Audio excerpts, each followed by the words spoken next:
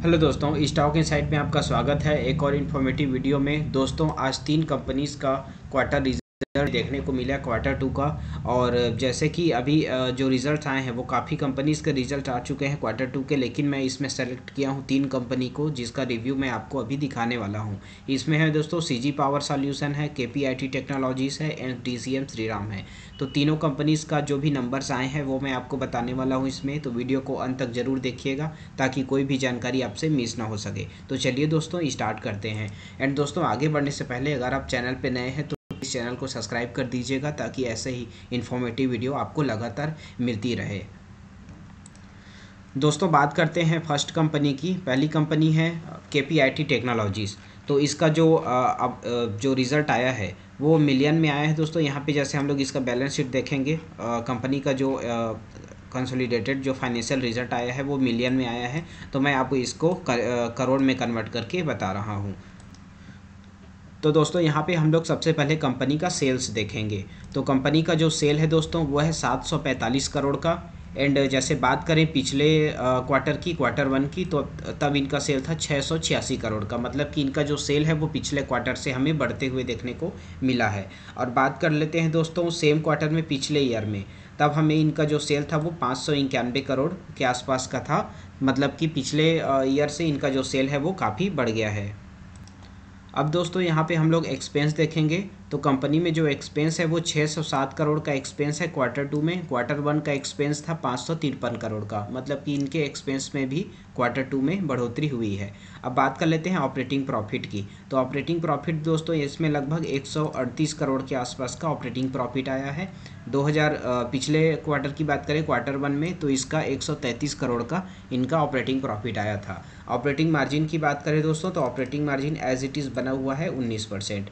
अब यहाँ पे देखेंगे दोस्तों कंपनी का नेट प्रॉफिट क्या आया है, क्योंकि इसमें एक्सपेंस और वो सब को जैसे डेप्रिसिएशन ये सब बाकी जैसे कट हो जाता है, उसके बाद टैक्स भी इसमें है।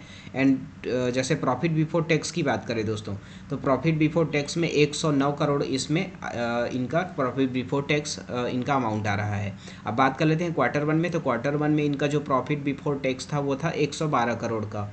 और बात कर लेते हैं पिछले ईयर की 2021 का सेम क्वार्टर, तो उसमें 82 करोड़ का इनका प्रॉफिट बिफोर टैक्स था। तो इसमें तो टोटल देखते हैं दोस्तों तो ईयर ऑन ईयर इसमें ग्रोथ है, लेकिन हमें यहाँ पे क्वार्टर 1 से क्वार्टर 2 का जो प्रॉफिट बिफोर टैक्स है वो हमें लगभग 2 करोड़ कम देखने को इसमें मिला है। क्वार्टर 1 में इनका जो प्रॉफिट बिफोर टैक्स था वो 2 करोड़ ज़्यादा था क्वार्टर 2 से। अब यहाँ पे नेट प्रॉफिट की बात करें दोस्तों, तो नेट प्रॉफिट भी हमें इसमें कम देखने को मिला है क्वार्टर 2 में।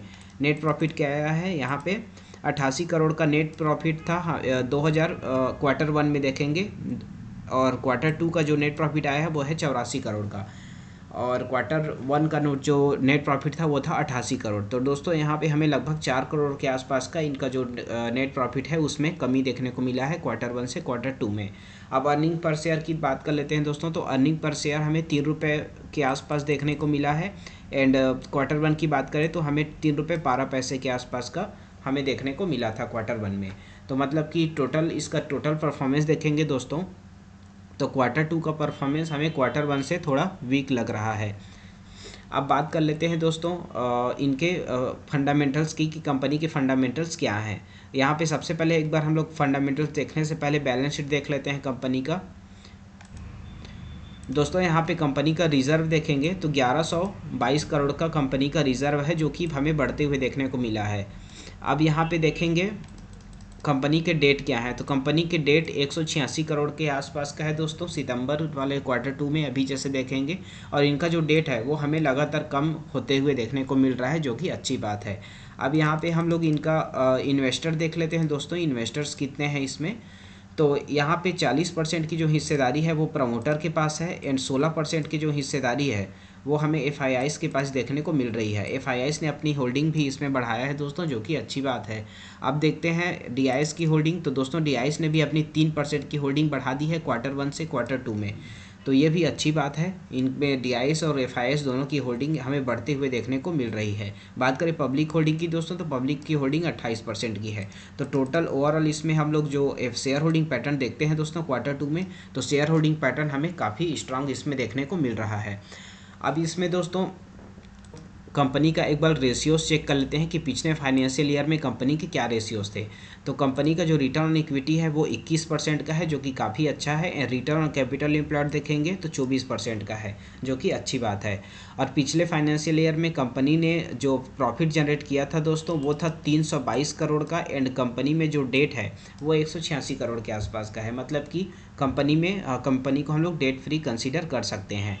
और इसमें जो कंपनी का फेस वैल्यू है दोस्तों 10 के आसपास का फेस वैल्यू है इसमें, मतलब कि आपको 1/10 के रेशियो से इसमें स्प्लिट मिल सकता है।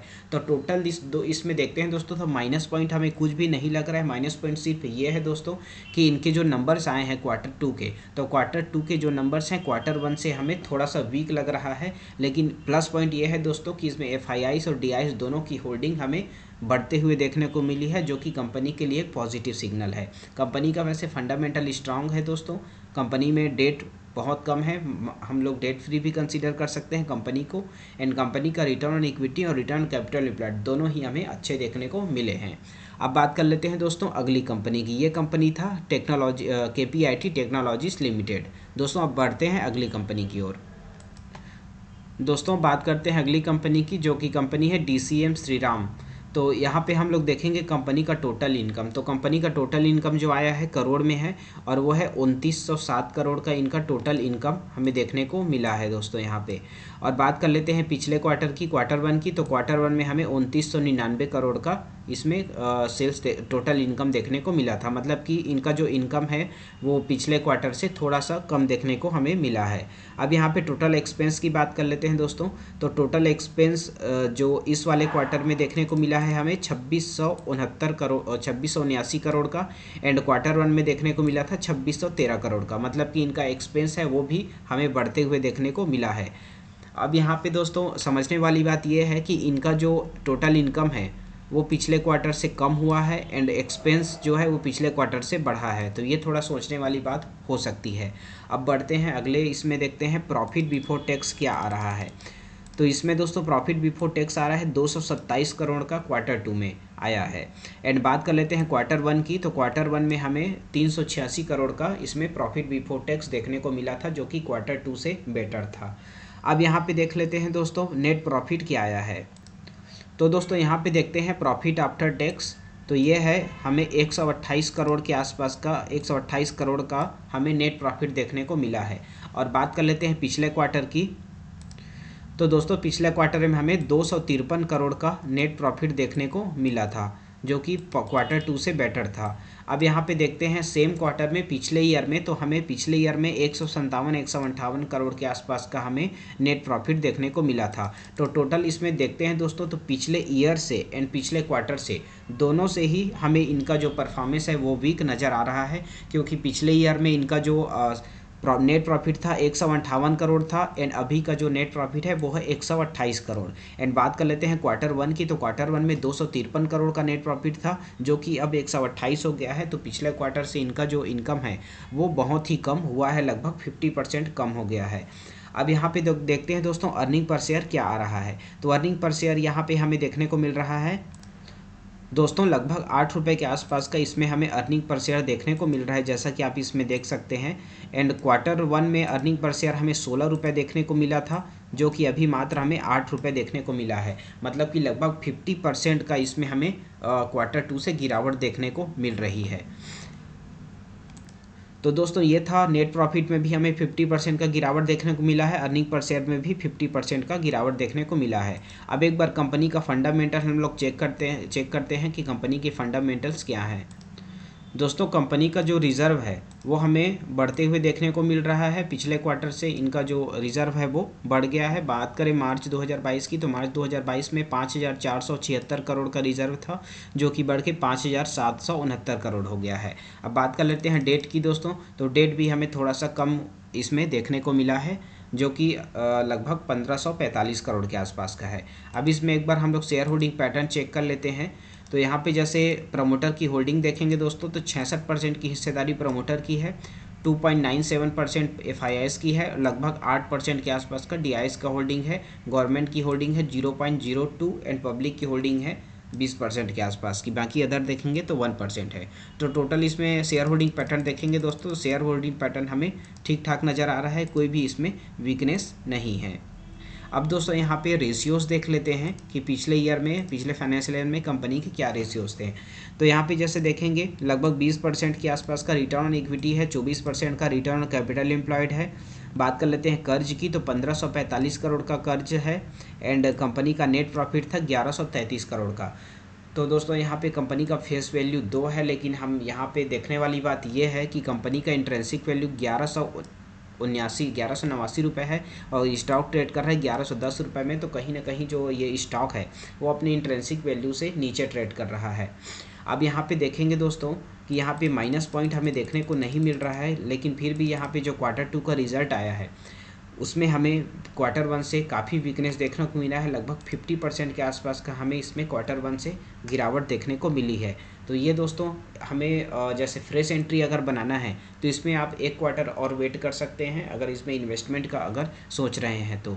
दोस्तों ये था DCM श्रीराम का रिव्यू, जो कि हमें Q1 से थोड़ा वीक देखने को मिला है। अब बात कर लेते हैं अगली कंपनी की, जो कि कंपनी है CG पावर।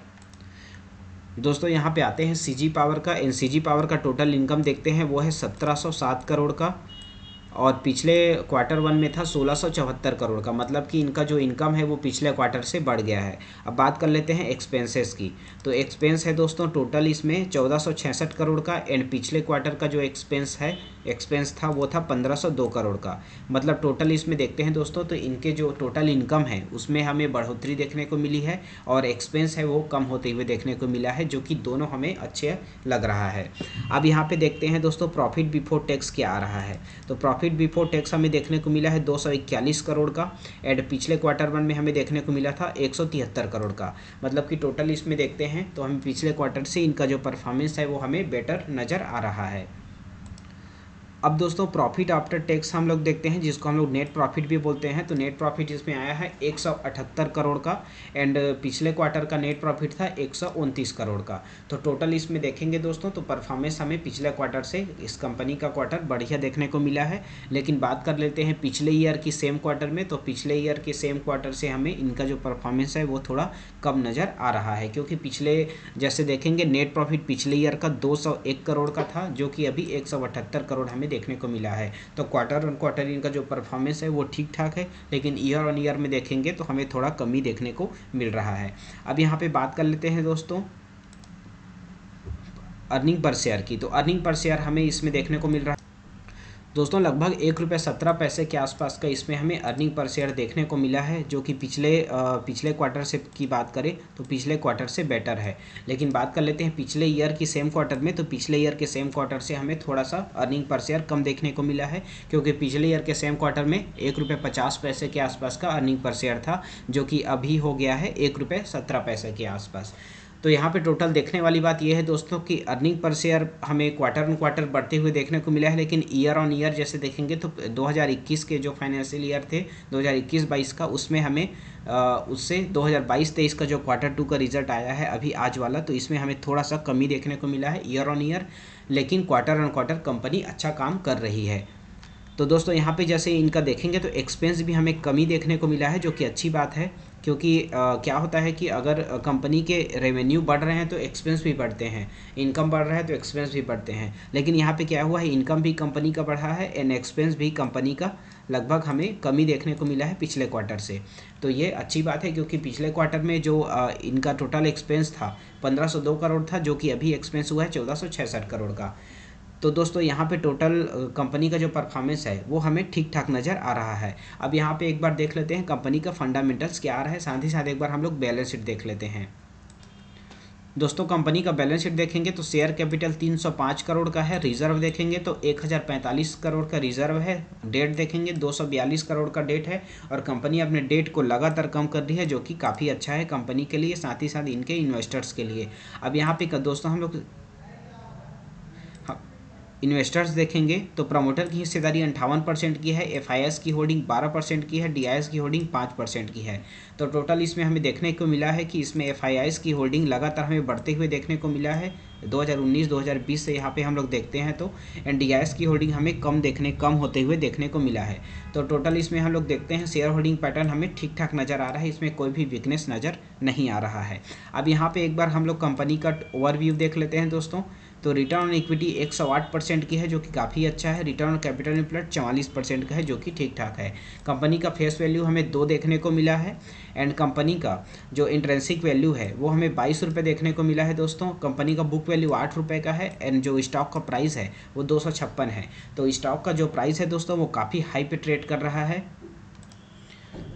तो हाई प्राइस में इस स्टॉक को बाई करना भी रिस्की हो सकता है, लेकिन अगर ये प्राइस हमें नीचे देखने को मिलता है, अगर इसका प्राइस नीचे आता है तब इसमें कंसीडर किया जा सकता है, लेकिन इसमें रिस्क के हिसाब से ही दोस्तों इन्वेस्ट करें। बात करें डेट की दोस्तों तो 242 करोड़ का डेट है और कंपनी ने नेट प्रॉफिट किया है 966 करोड़ का। तो कहीं ना कहीं हम लोग कंपनी को डेट फ्री कंसीडर कर सकते हैं।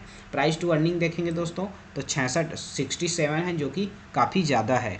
अगर ये 20 होता या 25 होता या 30 होता तब इसमें कंसीडर किया जा सकता था, लेकिन अभी PE रेशियो इनका बहुत ही हाई देखने को मिल रहा है क्योंकि स्टॉक का प्राइस है काफ़ी हाई है एंड कंपनी का बुक वैल्यू इंट्रेंसिक वैल्यू बहुत ही कम देखने को हमें मिल रहे हैं। तो दोस्तों ये था CG पावर का। फ्रेश एंट्री के लिए इसमें अभी बचना चाहिए, आपको फ्रेश एंट्री नहीं करना चाहिए। और अगर एक क्वार्टर और वेट कर लेते हैं तो कंपनी का रिजल्ट थोड़ा और बेटर आएगा, उस टाइम के बाद हम लोग इसमें फेस एंट्री बना सकते हैं। तब तक के लिए इसको अभी अवॉइड करते हैं, सिर्फ स्टडी पर्पस के लिए आप इसको कंसीडर कर सकते हैं। तो दोस्तों ये था टोटल 3 कंपनीज़ का रिव्यू। तीनों कंपनी के बारे में मैंने आपको डिटेल बताया, CG power, KPIT technologies and DeepCM Shriram का। तो वीडियो कैसा लगा कमेंट में बताइएगा दोस्तों। साथ ही साथ अगर वीडियो अच्छी लगे तो प्लीज़ चैनल को सब्सक्राइब कर दीजिएगा एंड वीडियो को एक लाइक कर दीजिएगा। वीडियो को अंत तक देखने के लिए दोस्तों आपका बहुत बहुत धन्यवाद।